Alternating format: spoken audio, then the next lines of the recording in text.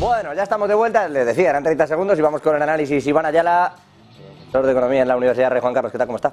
Pues encantado de estar una vez más con vosotros, muy bien. Bueno, enseguida ven a Iván, aquí le tienen. José Luis Moreno, ¿cómo está? ¿Economista? Encantado, muchas gracias. Estar un día más aquí.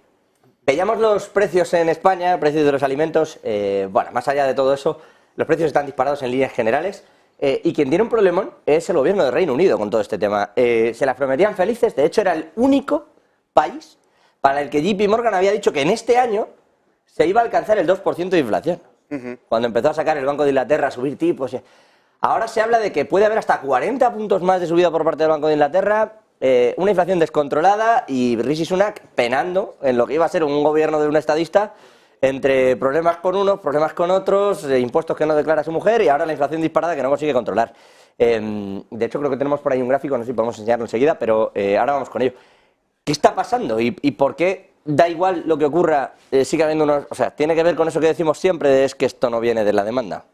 Bueno, lo primero, los datos. El Reino Unido tiene una inflación disparada que no se veía en los últimos 40 años. Es en torno al 10%, que es prácticamente el doble que en Estados Unidos y superior a la que tiene la Unión Europea. Básicamente, los analistas coinciden que hay dos efectos que se han confabulado para que esto sea así, ¿no?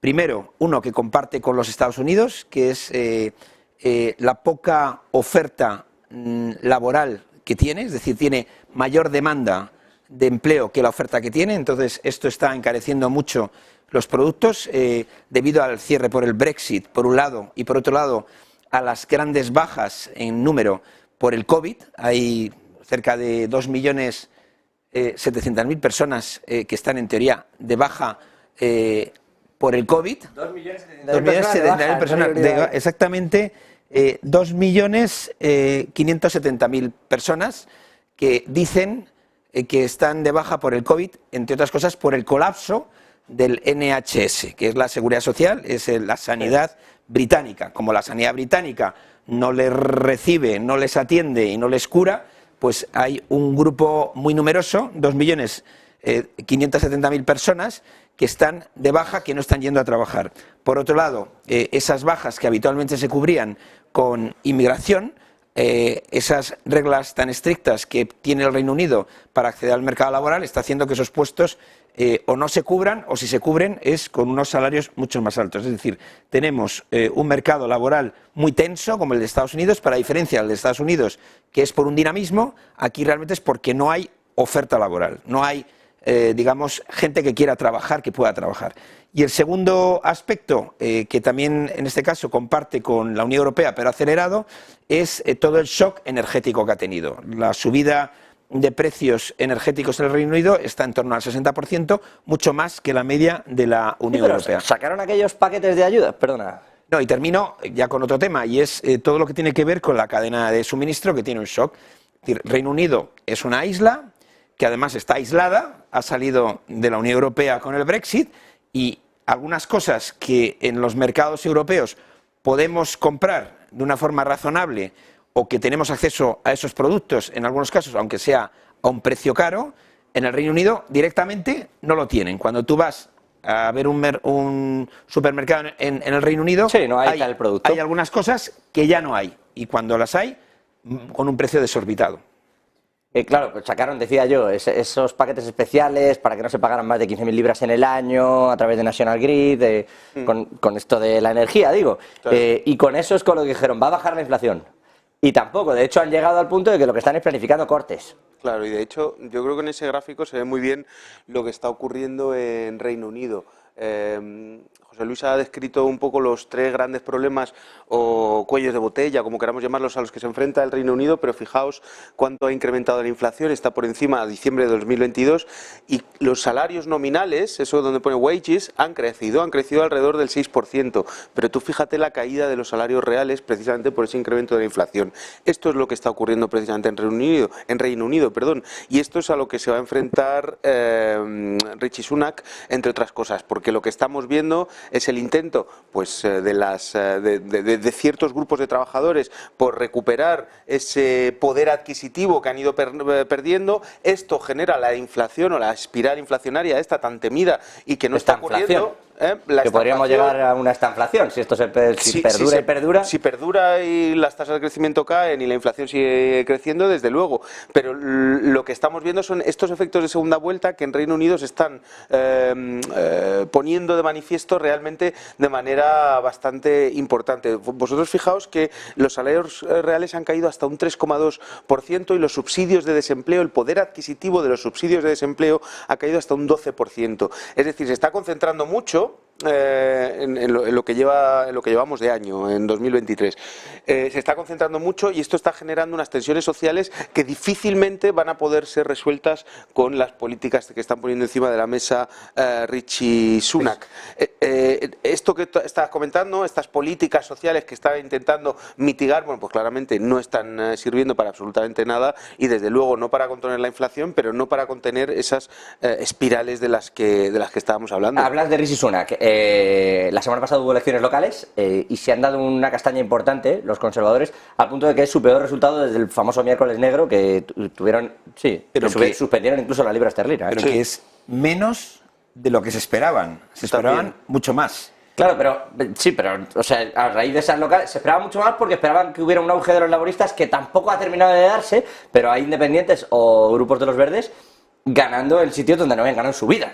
Eso también está pasando. Quiero decirte que hay un descrédito hacia los laboristas también. Pero es verdad, porque todo el mundo lo sepa, que estas elecciones locales, siendo importantes, no son determinantes. Porque, no, es un termómetro. Porque ni se ha votado en Londres, que es, digamos, la ciudad de Inglaterra más importante, ni se ha votado en Gales, ni se ha votado en Irlanda del Norte, que es a finales de este mes, cuando son las elecciones, ni se ha votado tampoco en Escocia. Bueno, las de Irlanda del Norte, por cierto, van a ser curiosas. Parece que en Irlanda del Norte ahora van a ser, ¿no? El Partido Laborista no va a aprovechar esta ola que tiene. Es verdad que las proyecciones ahora mismo de esas elecciones que serían antes de enero del 2025, todavía queda un año y medio largo, pronostican una victoria del Partido Laborista con un porcentaje de voto de en torno al 36-38%, cuando, digamos, el Partido Conservador se quedaría entre el 28 y el 30%. Esto, con un sistema mayoritario que tiene el Reino Unido, es una debacle. Es decir, realmente el partido político que tiene un 36-38% y tiene 8 puntos más que el siguiente, que esto no se daba desde el año 1997, esa diferencia tan grande, implica que como ahí cada circunscripción tiene o uno o otro, eso sería claro, una debacle importante. Pero es verdad que Sunak, esto todo el mundo es consciente que si no estuviera Sunak hubiera sido mucho peor. Bueno, eso es lo que se dice. Gimnasia mental. Eso es. Y él lo que dice es que él tiene ahora una obsesión por bajar esa inflación. La inflación es muy importante. Por hacer crecer la economía. La economía está creciendo en el Reino Unido, los datos no son malos en comparación con otros países. Rebajar la deuda, recortar la lista de espera en el NHS, en lo que sería el seguro británico, y tiene otro aspecto que para mí es contraproducente con respecto a lo que hemos comentado antes, que es seguir con una política dura de inmigración en el Reino Unido. Entonces, bueno, es verdad que, digamos, tenemos ahora unos días de tregua por la coronación del rey Carlos III, que eso de alguna forma sirve para que determinada parte de la población entre comillas, se dedique estos días a esos temas, esa gran pompa que hemos visto. Se han gastado un dinero en esto, ¿eh? Y, bueno, pero ha sido una publicidad para el Reino Unido brutal, y para Inglaterra y desde luego para la ciudad de Londres, ahí lo estamos viendo. Y quizás a partir de ahora, bueno, cuando pase un poco este evento, pues volveremos a ver ese debate, veremos los resultados de las elecciones en Irlanda del Norte y a partir de ahí un año y medio para las elecciones. Yo la verdad es que creo que ha sido un varapalo para las políticas de Rishi Sunak, que trataba de de paralizar esa caída que había provocado por los diversos gobiernos fallidos de los conservadores en Reino Unido. Esta imagen de buen ciudadano, aparentemente entre comillas, porque sus problemas fiscales, problemas no declarados, Diputados, la investigación en el Congreso de Reino Unido ponen ciertas dudas sobre esta buena ciudadanía, ¿no? Pero esta imagen de buen ciudadano que traía, de ciudadano respetable, inversor, una persona, un gestor que trataba de importar, digamos, esa imagen al gobierno, no parece que ha podido trasladarse a los resultados. Los Tories, de hecho, están, claro, en un momento de desintegración, bajo mi punto de vista, están todos poniendo el dedo en Rishi Sunak, que es quien está al frente de esto, y al frente tiene un partido laborista que tiene, evidente, 25% o 25 puntos por encima de las encuestas, que evidentemente no se van a mantener así hasta el final o hasta que lleguen el año que viene, en 2024, las elecciones, pero sí es cierto que la situación económica de Reino Unido es suficientemente, por poner un poco de matiz con lo que comentaba José Luis, suficientemente grave como para poder poner en alerta a los conservadores. Bueno, es el país que menos va a crecer, incluso de crecer en cuanto a la contracción, dentro de las proyecciones económicas del FMI. Efectivamente, y han caído, como decíais, el Brexit ha tenido digamos, un coste adicional, tanto en la pandemia como en la crisis energética que estamos viviendo, les ha puesto en una situación que no están viviendo otros países europeos, y esto va a tener un coste que yo creo que políticamente va a darse en 2024 con una caída del gobierno conservador, a no ser que Rishi Sunak, consiga algo espectacular, que es lo que prometió al llegar, que es bajar a la mitad la inflación. Parece difícil. La cogió con 10,2. Parece difícil, sobre todo con la sequía y el problema del Brexit. Y va a llegar, efectivamente, al 5. Yo creo que es imposible que esto suceda aquí a 2024 y que se van a dar un varapalo, y que la reconstrucción del laborismo, ya con esto termino, es uno de los elementos que está, junto con la desintegración del Partido Conservador, emergiendo en la política inglesa. Yo solamente diría una cosa, ¿no? En política, 1 año y 8 meses... Es larguísimo. Es muchísimo tiempo. Con respecto al tema de la inflación, lo que dicen los analistas es que bajar del 10 al 3 puede ser relativamente sencillo, se puede conseguir a lo largo de este año, incluso con una parte del año que viene, pero para bajar del 3 a ese 2 que tiene como objetivo el gobierno británico, en la situación actual y con los argumentos que se están manejando, es harto complicado. ¿Es suficiente mantener una inflación al 3% con un crecimiento de la economía? Bueno, el Reino Unido en el pasado ha sido capaz de salvar situaciones similares, pero es verdad que el ciclo de gobierno conservador en el Reino Unido es ya muy largo, y es verdad que si tiene algo bueno las democracias es que la alternancia ayuda a mejorar esa gestión. Allí es que llevan 4 sin alternancia, ¿eh? Quiero decir, que dimiten antes de que haya elecciones para no convocar elecciones, porque el batacazo también es importante. Bien, es verdad que los laboristas, no sé yo, si se hubieran querido comer el marronazo que fue el Brexit. Permítame que salte a Estados Unidos. Allí tienen otro problema con todo esto. Les quiero preguntar por la crisis de la banca regional, que le llamamos regional, pero... Un banco grande, sí. Y tan grande. Son 3 de las 4 mayores quiebras de los Estados Unidos. Pero bueno, que se dice ligeramente. Sale Powell como si eso fuera una cosa que ocurre al sur de Oklahoma y... En fin. Esto es uno de los asuntos, y el otro es el techo de deuda y el problema democrático que hay con un Joe Biden que ha decidido que se lo salta todo, a pesar de todo lo que está habiendo, que eso, no por estar del lado de unos o de otros, pero resulta llamativo que un presidente decida, oye, da igual lo que ocurra con las dos cámaras, es decir, con el Congreso, yo voy a tirar por aquí, aunque incluso su secretaria del Tesoro está en desacuerdo.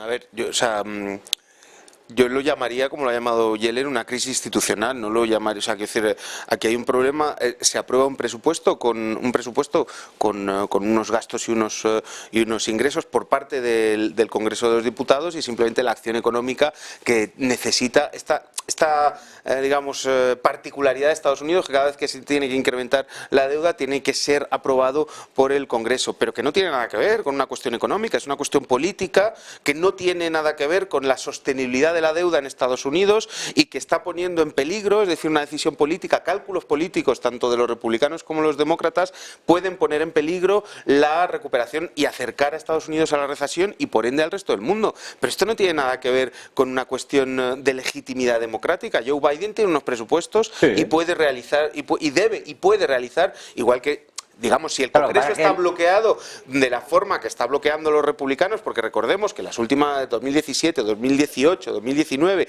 se incrementa el techo de gasto durante la administración Trump sin ningún tipo de contrapartida, la última 2018 con una contrapartida de unos recortes o un control, Bueno, digamos, del los demócratas gasto. llevaron a cierre gubernamental a Trump.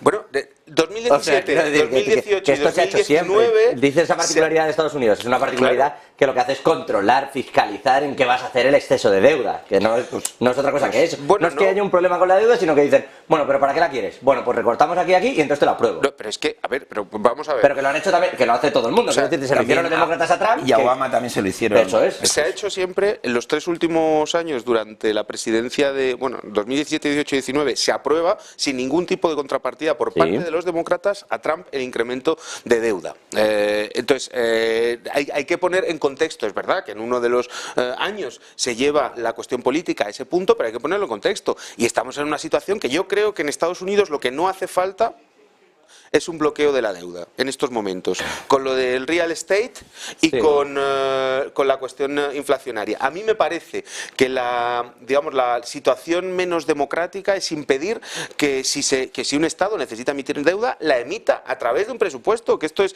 decir, cada uno tiene sus legitimidades. Lo que pasa es que cuando hay un bloqueo político institucional, pues es verdad que si Biden se acoge a la enmienda 14, pues aquí estamos ante un problema institucional de calibre gigantesco, por cálculos políticos de ambos, para mí. Eso es. Bueno, a mí, si me permites, con respecto a este tema, yo creo que hay holgura. Yo tengo claro que van a llegar a un acuerdo, será un acuerdo de última hora. No sé si llegarán a cerrar algunos servicios públicos como museos, etcétera, como ocurrió en un cierre de estos que yo viví en Estados Unidos, estando allí como director financiero de la Comunidad de Madrid, y nos cerraron los museos y a los pocos días todo se abrió. Pero vamos, esto es, yo estoy de acuerdo con lo que se ha comentado aquí, es un juego político.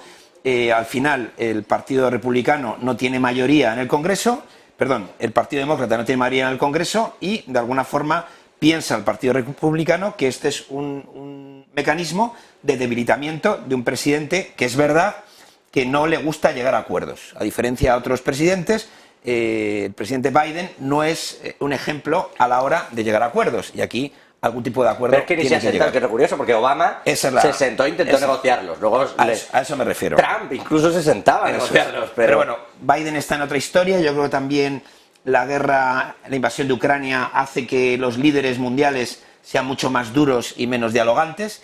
Pero bueno, esto está ahí. Con respecto al tema de la banca, ¿no? Dar solamente algunos datos también para poner en perspectiva lo que creo que está ocurriendo en Estados Unidos. Primero, en el año 1985 en Estados Unidos había 14.427 bancos, 14.500 bancos.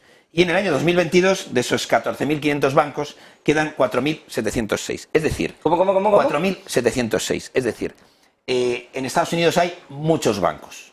El modelo de... Sí, pero la reducción es significativa, ¿eh? Sí. Desde el año 85 al 22 hemos pasado de casi 15.000 a 4.705.000, sí, entre 3. Si viéramos esa proporción en Europa, veríamos que ha sido mucho más grande la reducción. Es decir, la concentración de banca en Europa ha sido mucho más acelerada que la que está ocurriendo en Estados Unidos, que estaban dedicados a territorios muy concretos, a funciones muy concretas. Esto hace que muchos bancos regionales sean muy débiles en una situación de incertidumbre como la que estamos actualmente. Hay otro dato que yo también estoy manejando, que es que en Estados Unidos, además de la banca tradicional, tenemos un private equity muy importante que está financiando... Que tenemos un gráfico, creo, del tema de private equity que seguro que pueden poner nuestros compañeros. Que está financiando labores muy importantes. Es decir, digamos que de alguna forma, de los 25 principales fondos de private equity del mundo, 18 son de los Estados Unidos. De hecho, creo que si lo lleváis para que se vea en la pantalla completa, quizás se pueda ver mejor también por parte de los espectadores. Por si quieres, aquí están... Pues el resumen que yo tengo es que Estados Unidos, lo que sería Estados Unidos, y yo creo que incluye también Canadá, tendríamos un volumen de 561 billones de dólares que mueve el private equity, que además financia muchas actividades. Esto es más o menos la financiación, creo que ahí pone a 5 años, para ponerlo en contexto, ¿no? ¿Qué quiero decir con esto? Que siendo importante, Blackstone, por ejemplo, tiene 95 billones, siendo importante la banca regional, siendo importante el private equity, estamos en un momento de transformación de la economía de los Estados Unidos. Los datos de empleo en Estados Unidos son los mejores en muchísimos años. Ellos están en récord histórico, ¿eh? Están en récord histórico la tasa de desempleo. Creo que es también, 3,4%. España también afiliados, no, afiliados. Hombre, vamos a ver, en España tenemos un índice de paro de torno al 15%. Y en Estados Unidos 12,9. 3,4. Es decir, yo creo que es importante.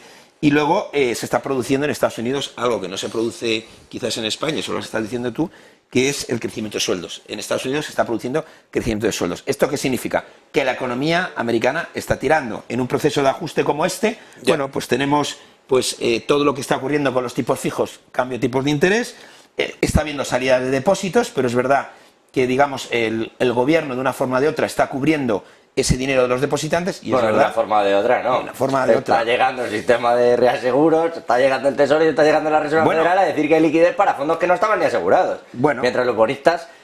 Fuera. Pues bueno, eso. pero son los inversores, eso es. Sí, y pero luego también pueden decir que los que tenían más de 250.000 dólares, bueno, esos iban detrás de ellos en la parte de acreedores. Pero, digamos, al final, esa estabilidad financiera en Estados Unidos es, para mí, la piedra angular del crecimiento. Mientras se mantenga esa estabilidad financiera que se está manteniendo mediante estas medidas, la economía de Estados Unidos, pese a tener también una inflación importante, va a seguir creciendo y va a seguir generando puestos de trabajo. Ahora te pregunto, Iván, banca regional, si es tan regional y tan no, y ahora os pregunto a los dos si veis o no recesión, porque dice Jerome Powell que es el único de todos los de la Reserva Federal que piensa que no la va a haber. Que no la va a haber, Yo ¿no? tampoco pienso que ¿Crees que no la va a haber? No va a haber. Powellista. Powellista, sí. No, a mí me gusta porque además hoy José Luis ha venido optimista, entonces hay que está bien y hay que poner el contrapunto para dar las dos caras de la moneda, porque es cierto lo que está comentando al respecto de la fortaleza de la economía norteamericana, que por un lado también es cierto, o sea, es lo que ha generado ciertos problemas, porque es precisamente esto lo que está subiendo, lo que está incrementando las tensiones inflacionistas, lo que hace que la Fed tenga que subir los tipos y lo que provoca la inestabilidad financiera que salta con el SVB. Entonces, es cierto que tenemos cierta potencia económica y cierta actividad económica en Estados Unidos. Lo que yo creo que deberíamos, digamos, poner del otro lado de la baraja es la inestabilidad financiera que no se ha logrado contener desde el incremento, o sea, desde la caída del SVB del Silicon Valley Bank. No se ha logrado detener la salida de depósitos, no se ha logrado detener la pérdida de confianza en ciertos actores. Fundamentalmente ahora lo que hay, que estamos hablando del CRE, del Commercial Real Estate, lo que está ocurriendo es que están saliendo los depósitos de esos bancos y están yendo a los grandes, y esto lo que está denotando es una falta de confianza, y una falta de confianza es lo previo a una crisis financiera provocada por pánicos bancarios. Esto es lo que están intentando todos los bancos centrales de todo el mundo contener. La Fed con todas esas cantidades ingentes de dinero, y sin embargo no están pudiendo contener la salida de depósitos. Estos bancos comerciales pequeños que estáis... Sí, los PacWest, First Horizon, efectivamente, que la semana pasada caían, hoy PacWest además volvía a subir con fuerza, ya ha recuperado la caída de la semana pasada. No estamos en un problema de fundamentales, pero sí estamos en un problema de peligro de caída de al menos 2 o 3 bancos adicionales, aparte del First Republic.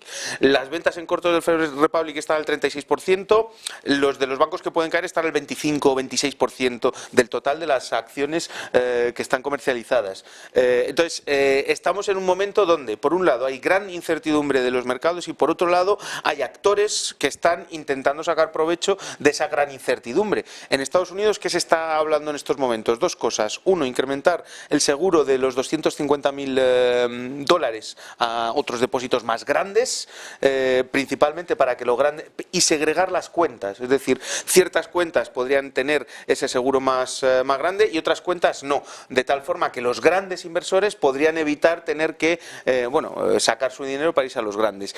Y en segundo lugar, pues está intentando contener esta sangría con diferentes elementos. Pero vamos, en resumen, no estamos en una situación complaciente, y menos en Estados Unidos, con respecto al comercial real estate. Hay que tener cuidado y hay que estar atentos. O sea, ¿tú crees que todavía vienen sustos? Todavía vienen sustos porque es que no están logrando contener la caída de la... Aquí se ve la caída, la vuelta otra vez, etcétera, etcétera. Efectivamente. ¿no? De unos y otros formas, Packwest. Y aquí, y esto también, y Estos perdona, Packwest José que Luis, mira dónde viene, lo digo por ver el gráfico completo. Eso es. Y además esto no lo vemos solo nosotros, lo ven los republicanos y lo ven los demócratas. Y esto también entra en el debate anterior que hemos hablado del techo de deuda. Es decir, esta inestabilidad también se está jugando en el Congreso con ella, ¿no? Para forzar a Biden a que tenga que negociar mediante pues el acercamiento del techo de deuda y la amenaza, como siempre. Bueno, eso decía la administración Biden la semana pasada, que los republicanos estaban metiendo miedo sobre la banca y que eso era peligroso. A ver, mi opinión, me puedo equivocar, evidentemente. La Reserva Federal no está en contra de que desaparezcan bancos. Yo creo que está a favor de que se reagrupen los bancos. Y de hecho, el hecho de que ellos cubran esos depósitos por exceso, digamos que es porque, utilizando una expresión muy española, quieren que ese experimento se haga con gaseosa. Es decir, que no sufran los dueños de esas cuentas corrientes. A partir de ahí, ¿cuáles son las razones por las que la Reserva Federal puede estar,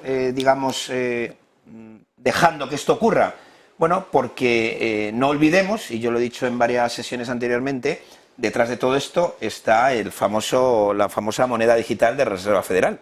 Entonces, en la medida de que tú ayudas a concentrar en menos bancos, ese riesgo, tu moneda digital tiene una mejor venta, puesto que la planteas como una alternativa a lo que los ciudadanos, en este caso americanos, están viendo, que es que su dinero en bancos pequeños tiene más riesgo que en bancos grandes. ¿Por qué en el pasado, los cuentacorrentistas estadounidenses tenían su dinero en bancos pequeños? Bueno, porque esos bancos pequeños les daban, de alguna forma, la garantía de que conocían cuál era su forma de trabajar, su forma de actuar, etc. Para necesidades de crédito que pudieran tener, disponibilidades, Una etcétera. vez que ese riesgo, de alguna forma, se está mutualizando, una vez que cuando ocurre algo, la Reserva Federal está detrás, una vez que todos esos bancos se están informatizando, están incorporando la inteligencia artificial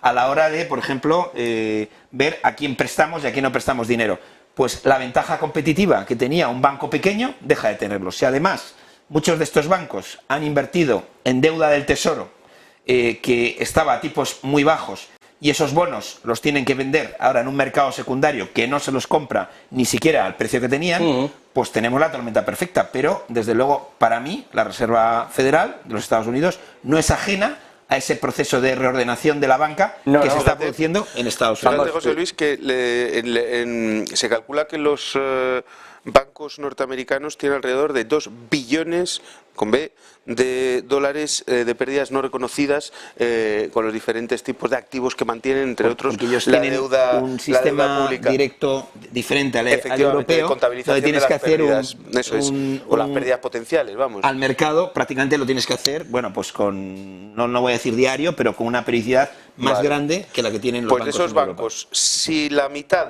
o la mitad de las personas que tienen esos depósitos trataran de sacarlos, pues estaríamos en una crisis, o al menos se calcula que 190 bancos en Estados Unidos podrían estar en una situación de pánico bancario. No, esto es un estudio de la FED, vamos, de cuatro investigadores que lo único que hacen es coger cuántas pérdidas no realizadas hay, qué pasaría si se tratan de sacar el 50% y cuántos podían uno de los caer. escenarios de Uno de los estrés. escenarios, efectivamente. Evidentemente es un escenario muy pesimista, pero es un escenario. Quiero decir, es un escenario que si se dan ciertas condiciones que se tienen que dar. José Luis.